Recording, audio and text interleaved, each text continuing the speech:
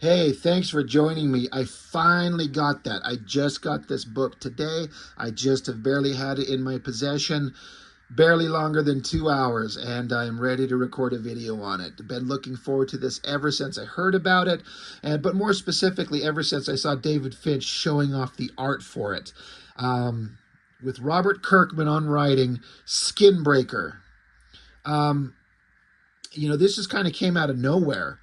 They announced it that it's coming out, Kirkman with David Finch, and it's a brand new title from Image Comics. I'm like, all right, I've heard advertisements for new books forever, and especially with your favorite artists. I'm like, yeah, all right, great. Maybe it'll be awesome. Who knows? But then, like I said, we got to see Finch showing off some of the artwork, and he was drawing it on basically, whether it's twice up or whatever the size of the paper is, he's drawing these things on much bigger paper than standard. So it's a lot more labor intensive. And then they announced that they've been working on this comic for 8 years. Like 8 years, because they wanted to have 8 issues done.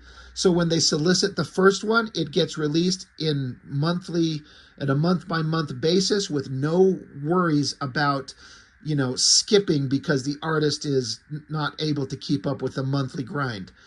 And it also gave Finch the opportunity to put as much detail as he wants to at whatever pace he needs to. I'm not suggesting that Finch is slow, far from it, but drawing it on such big paper, and he wants to make this the best thing he's ever done. So every panel, every frame, every line is meticulously crafted to make it look like just next level stuff from the artist.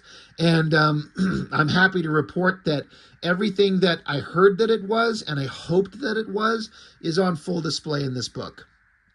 And I get to thinking about it because Finch has been drawing since 93, 94, something like that, whenever he took over Cyberforce from Mark Silvestri. And he's had some major milestones along the way, which each one feels like this is like the ultimate thing that an artist would want. First off, you get hired and you get to do some, background assist or fill in pages here and there on Cyberforce, but eventually you've earned the right to have the gig to take over Mark Silvestri's premier title. Like, you get to draw Cyberforce. Holy crap. Like, that's amazing. But then he goes on and does, I think his next book, he decided that he wanted to do an opportunity to do a creator-owned title. So he does Ascension, which was an artistic leap forward. Looking back on it, there was certainly some amazing imagery that's very quintessential David Finch stuff, but he had some stuff that he was doing in it that was not my favorite, especially his female figures, his female faces. They looked kind of awful, but it was a creator-owned title with the stuff that he wanted to draw, and it was pretty dang good. And then he went on to do Aphrodite 9, which was like a female-centric robotic assassin character, where again, with every title, you could see him just doing everything that he can do to be the best that he can be. And just when you think like drawing Cyberforce is great, then you get your own creator-owned title twice, Ascension and Aphrodite 9. Then he decides to jump over to Marvel, and he's drawing X-Men. And, there's an era when Finch's artwork actually bugged me, and I stopped collecting it specifically because he drew it. I've mentioned that before, but I always kind of respected the effort. And but it just kind of had a style change that just started to bug me, and I didn't like it.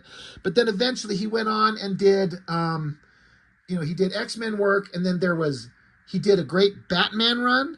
He did a Wonder Woman run. He did Moon Knight, which, again, every one of those you could look at and just see that the amount of effort that he's putting into it.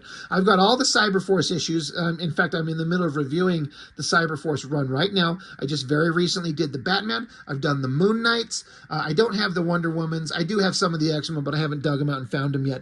The point that I'm getting at is Finch has been having major milestone after major milestone, and he never really fails to impress. And sometimes your favorite artists peak a long time ago, and they've done their best work 3 decades ago, and the current stuff that they do now is actually kind of terrible. But Finch is one of these guys where he just gets better and better, and now he has an opportunity, having drawn comics for 3+ decades, to do like the best thing he's ever done, and it shows on the page everywhere. He hasn't lost a step, and he's like the best he's ever been now. And it's so good. So, I'm sorry to have to waste 5 minutes just kind of giving a backstory of what Finch's art was like in the books he's done and my opinion on it all. We're here just to look at this damn thing, right? I was looking forward to this for so long, and it's been out for a couple of, I think at this point, 2 weeks maybe, but my local comic shop had a little bit of trouble getting it in, but I was finally able to get my hands on it. So Robert Kirkman, I don't love everything he's done, but I read a huge chunk of Walking Dead, big fan. I read all of Invincible, big fan. I am currently reviewing Battle Beast, one of my favorite comic books of all time, especially in the last, maybe my favorite comic in the last 30 years. Absolutely brilliant. And what's funny is that creative team is the exact creative team on this book, except for the artist. You got Ryan Ottley on Battle Beast. You got David Finch here. Another thing that I've learned to appreciate from Kirkman is, it says in the back, we'll get to it, where he talks about what he wanted this book to be. He said he wanted to be an art-driven book, which doesn't mean to say like he's going to like slack on the writing by any means, but he's not going to cover this beautiful artwork with mountains of text that mean nothing. And look, you get the opening page. It's just this alien jungle. Beautiful colors, absolutely perfect line work everywhere. All kinds of detail. This is what we were talking about when Finch had the opportunity to take the time that he needed to slave over every little corner and millimeter of his artboard to put in everything that he wants. And it just looks incredible. And Annalisa Leone, the first time I ever seen her coloring was over on Battle Beast, and I was blown away by what I saw. And it works here so well. But again, no words covering it. It just, we don't need words. I'd even be fine if they said planet whatever 5 centuries ago. But they don't even need that. It's irrelevant what the planet's name is. It's irrelevant when it is. It's an alien world. We're on a jungle. All you need to do is see it. Just fantastic work. And then double page spread. You got the 2 of the kind of creatures, the humanoid creatures that are the main focus of the story, kind of an elderly looking one and then another guy following. And again, look at the amount of detail on this jungle and the coloring that's everywhere.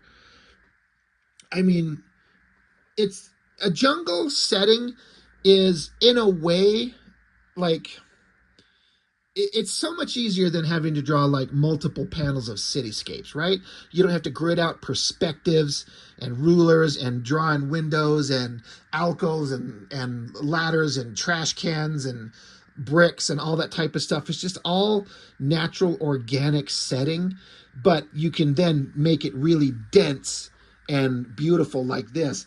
If you care to put in the effort to draw the backgrounds with the kind of care that is required to draw when you got a team on an island that's just nothing but a jungle. Yeah, you could put in this kind of effort where you just draw a couple of leaves sticking out through the corners and then some rocks. Just compare the amount of detail. It's like, come on. You can tell when somebody knows how to draw. Double page spread, double page spread. Again, it's all subjective. You like what you like. But, I mean, like premier artists, both of them that have been drawing for decades, drawing the kind of books that they say they want to do, putting in the maximum best possible effort that they have. This versus this. Please. But, and the story, I did hear a couple of critiques about the book being that the story was kind of not that exciting, no big deal. We're just here for the artwork. The story is simple, but it's not trying to be overly complicated. And I was actually into it. I read it and I'm like, all right, I like what they're doing. It's not complicated, but it doesn't need to be, especially when I know that the art is going to look like this beginning to end. It's never going to have a fill-in artist and 10 different inkers and have 4 or 5 months delay in between publishing. They say every issue is done.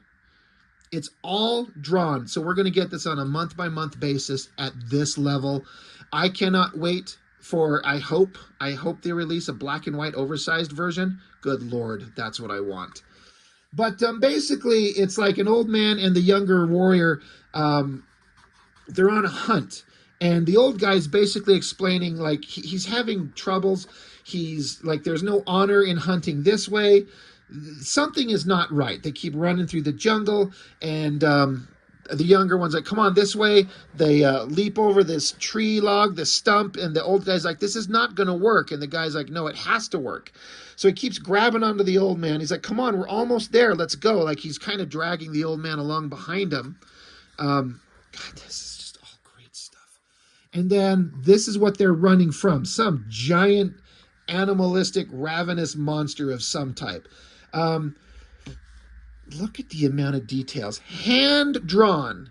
There's no digital trickery going on here. This is all hand drawn. Leaves in the tree. Look at these beautiful clouds in the background with this line work, this thin line work to make these puffy clouds. It looks so great. And again, no words, no giant rarg from the monster, no giant bubbles of text from the I'm going to call them humans. They're not, but whatever. The humans here. They're not yelling, look out, duck. Oh no, it's just love the art. Just look at it. They don't need to say anything. We don't need sound effects. We don't need text boxes. You get everything you need from the visuals. But the monster jumps past them. They duck out of the way, and the monster falls down into a pit where clearly they've set a trap with some spikes to stab it, to kill it. They're hunting this thing. I keep looking at these weird, big, black, weird eye things on its nose. It's kind of creepy. But stabs the monster, and the old man is saying, this is a shameful way to hunt. My time is over. And the younger guy's like, no, there is strength within you yet. And so the young one says to the old guy, like, show me your strength. You still have it. So the old man goes up to the mouth of the creature, and he's trying to spread the jaws apart, and he's grunting as hard as he can, giving it his all. The younger guy's watching, and the old man, he can't do it. So the younger guy comes along, gets in the jaw of the creature, splits it wide open. Part of their ritual of some type. Again, they don't have to describe what or why, what the point is. It doesn't matter. All we have to do is see it. You know, I don't know, because clearly the monster's dead, but this is part of the ritual. It's just like, you know, when... I'm only referencing movies, so I don't know real cultural stuff. But like in Dances with Wolves, remember the buffalo hunt? And when they took down a bunch of the buffalo, and the native guys cut out is it the liver? That internal organ, and they all took a bite of it. Is this some kind of version of that? Like the monster's defeated, we're going to split its jaw open because it's dead. And again, who cares? It doesn't matter what it is. It's just interesting to kind of like see this cultural moment and kind of just wonder what it means. But it's kind of irrelevant. The only thing that's important is that the old man can't do it, and he feels weak and sad, and the younger guy can definitely do it, and the young guy's like, it's okay, it doesn't matter to the old man. The old man says it is all that matters. You must make the challenge, and the young guy's like, no, I'm not. So basically, the old man's like, it's time for me to be replaced, and you need to challenge me and take over for the good of our people. That's the basic way to put it. We cannot have weakness. It's important that we lead by strength. And young guys like, no, old man, you still have much to teach us. You're still valuable. Just because you're old doesn't mean you're useless. You know, just because something is old doesn't mean you throw it away, right? God damn, this artwork is great. So the two of them are now dragging the body through the forest, and the old man's saying, I need to rest. The younger guy's like, it's not much further. Then we hear a voice from off panel that says, may I lend my back to your effort? So then we get a shot of a guy, and based on his look and the dialogue, you just know this guy's an asshole. Like through and through, he's just a shithead. He's kind of passive aggressively kind of implying like the old man, he's supposed to be the leader, he's supposed to be the strongest. And if you can't hunt, if you can't physically keep up, you're not fit to be in charge. Someone else should be in charge. And the younger guy who's with the old man keeps covering for the old man, saying like, no, no, he hunted it, he killed it, it's his kill, you know, all due respect to our wise leader. And asshole doesn't hear it. He's not hearing it. He doesn't believe it because he's an asshole. And young guy, his name is Anok. He's the hero. And Thol is the asshole. And so Anok gets in Thol's face and is like, hey, you need to shut the fuck up or I'll shove my pointy stone sword up your ass. And the bad guy, Thol, he's like, you know, our people need strength. There is too much weakness, and by hiding it, you're screwing us all over. So Thol takes off, and old man and young guy are like, you know, I'm telling you, I can't do this anymore. I'm too old. You have to make the challenge. And young guy keeps reassuring him, like, look, you'll see, there is strength in you yet. We will have a feast and no one will be worrying about a challenge or anything like that. Don't worry about it. Look at the amount of crazy alien jungle world going on here. I couldn't help but make comparisons to this story to like the James Cameron movie Avatar, you know, Thundercat Smurf Island, you know, alien creatures, primitive culture, storylines, and ceremonies and alien lands and stuff like that. It feels sort of similar to that, and that's fine. But you know, Avatar is kind of like, I thought the first movie was fine, but I am not ready to watch 4 or 5 more. I'm sick of that shit. I wish James Cameron would just go back to making action movies like a regular director. Anyway, that aside, so now we're back to the village of this people. And again, Finch is taking every opportunity to put in full details of everything everywhere. Crazy cave structures in the mountains. There's kids, there's male, there's female, there's just everything is there. And it looks so great. The kids are happy that their wise old leader has returned, and you know, he's kindly and the kids like him and he's given their blessing. And asshole Thol, he's up here watching. He's like, yeah, he's not having it. So that night, again, no text needed. We just pass into the night. They're cooking the creature. Everyone's feasting. Everyone's having a good time.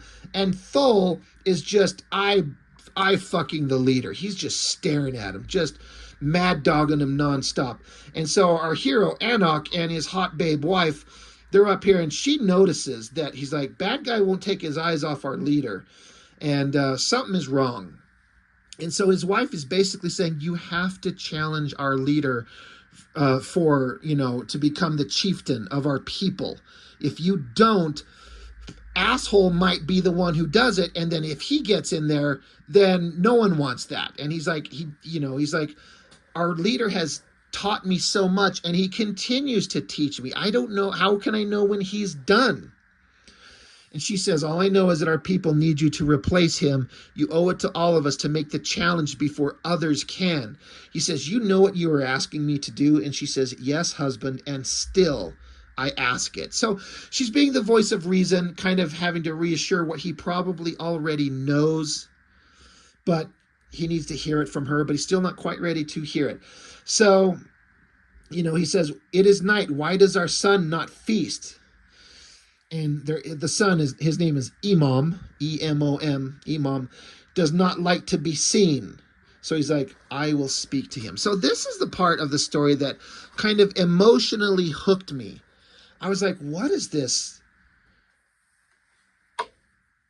monster-looking burn victim kid? What the hell? So he goes into a cave and he asks for, his son. He's asking for his son. He's like, Imam? He's like, yes, father. And so he's like, come, your chieftain brought food. Why not join the rest of us in the feast? And so the kid, he says, I thought it best to hide myself. I don't wish to shame you, father. And the dad says, my son, no, I know only pride for you. And so he hugs him, and the kid, the son says, but you are so strong and I am so weak. I have seen 8 new suns and still my skin is unbroken. The father says, that matters not. I know your strength and I am proud of you. And the kid says, thank you, father. And the father says, the new sun is tomorrow. Soon you will spend your days free of this cave and you will know good works. So I was instantly, because I'm a father and my kids are 13 and 10, I've had moments where I've seen my kids sad and felt like they're not good enough. They're dumb, or some other kids in school were making fun of them, or that they goofed up and felt sad or embarrassed, and needing the reassurance of a father to, kind of instill responsibility, but also instill love and strength and blah, blah, blah, blah, blah, blah, blah. That little emotional moment right here with the son who's embarrassed and ashamed because he's not living up to his father's name, and his father loves him still. I'm like, ooh, you got me, Kirkman. You tapped into my little parental, fatherly kind of mindset, and I feel bad for this kid, and I like that the father loves him no matter, even if the kid hasn't achieved what they think that they need he's supposed to. I was kind of unsure and like, well, why does he look so terrible? Which they'll explain sort of coming up here soon. But there's obviously a ritual that needs to happen. They're talking about they're going to do it tomorrow. So now another great shot of the ceremonial place, kind of a bunch of Easter Island kind of statues around them and this big giant stone structure. There's some sun coming through this little center section of the structure here. And so the leader, the old chieftain, he says, we enter this world weakened and afraid, unable to see the light of our world.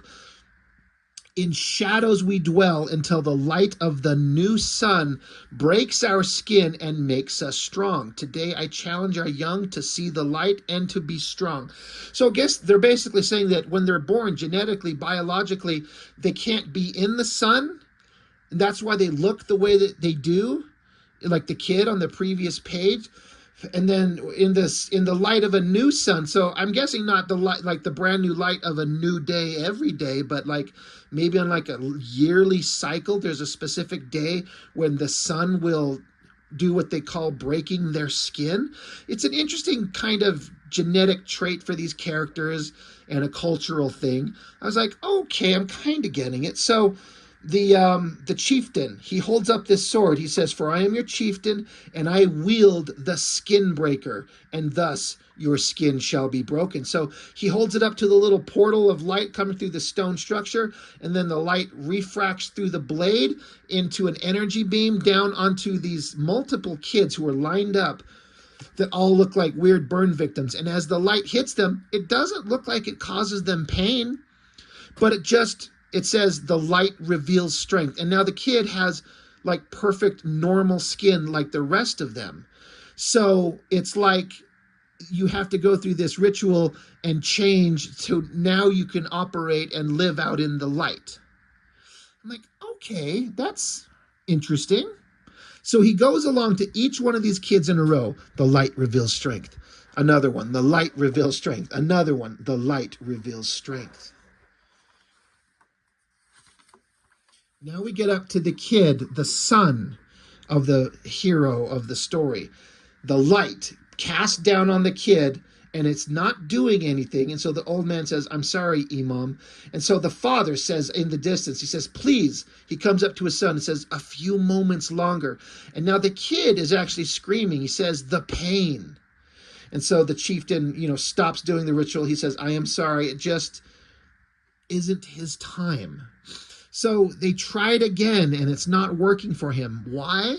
Who knows? But asshole Thul, he's like, oh, the weakness of your line. You're foolish. This is ridiculous. If the son of Anok's skin refuses to break, I demand my son reveal strength in his stead. So asshole grabs his baby boy, a newborn kid, from his bitch and drags it by its ankles upside down out there, and she's saying he is newly born, it will kill him. He says, not if he is strong. And so the chieftain says, this child is not ready. And Thal's like, or are you not ready to prove my bloodline is the strongest and always has been? So I'm like, oh, as a father, I hate this asshole right here already. So they cast the Skinbreaker light onto the infant, and after a moment, the kid cries and he stops, and he is got the perfect skin. His skin has been broken. He is one of them. And the chieftain says, the light reveals strength. And asshole's like, look, he will surely be the strongest among us. My son is destined to be the greatest chieftain of all. Behold, Paka, son of Thul. He has broken skin at his first new son. So basically, again, on a yearly kind of cycle, on his first year, which is supposed to be very early in their kind of developmental process, he's already progressed. So asshole is like, do you see what real strength is? It's been far too long since we have witnessed this. Our chieftain can barely lift the Skinbreaker. Enor would be too weak to hold it had his grandfather not shattered it so many suns ago. It should be obvious to all that Enor's time as chieftain should end, but Anok lends his strength. So he's basically saying the leader should have been removed from power a long time ago, but this asshole's been like carrying him, and that's not okay. And so our hero, Anok, his wife is like, you got to jump in here. You got to make the challenge before asshole does. And so asshole's like, we have allowed shard bearers like Anok to shoulder our chieftain's burden and hide his weakness. I promise to restore us to our former glory. That is why. And then suddenly our hero jumps in the way and says, I demand to make challenge. And asshole's like, what?